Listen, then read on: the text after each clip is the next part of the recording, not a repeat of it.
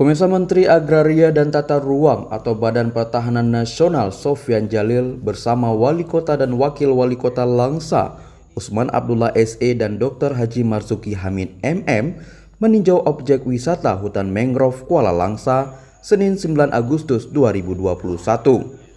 Sofyan Djalil pagi itu bergerak dari pendopo Wali Kota Langsa menuju hutan mangrove. Setelah pada malamnya ia dijamu makan malam di pendopo dan menjenguk kakaknya yang sedang terbaring sakit di Rumah Sakit Cut Mutia didampingi oleh Wali Kota juga Wakil Wali Kota Langsa. Ini merupakan tujuan utamanya ke Kota Langsa.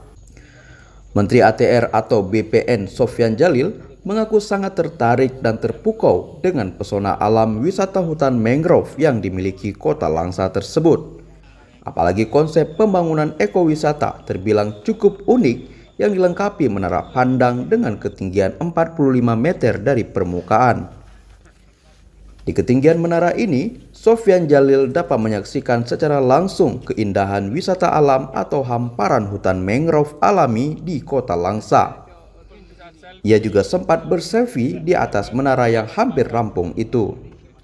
Putra kelahiran Alulho, Aceh Timur ini berkeyakinan ke depan Kota Langsa akan semakin maju dan berkembang dengan adanya wisata hutan mangrove tersebut. Pertama adalah ide menyelamatkan bakau ini ada ide yang luar biasa.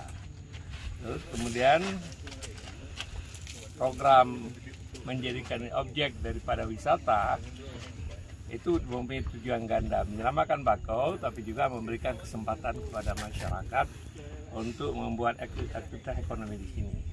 Nah, setelah dilakukan ini kelihatan bahwa bakau sudah bisa tumbuh kembali sebagaimana seharusnya karena masyarakat tidak lagi memotong pohon bakau.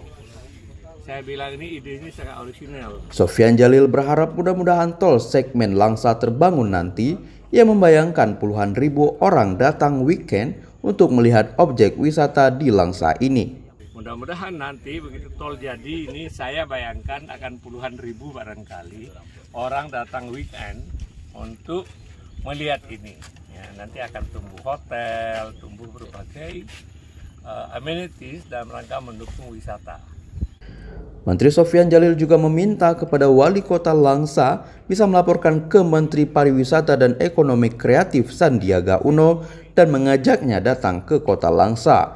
Karena banyak hal menyangkut pariwisata yang bisa dilakukan atau dikembangkan di kota wisata dan jasa serta pendidikan di pantai timur Aceh ini. Ini harus dilaporkan ke Menteri Parekraf, Pak.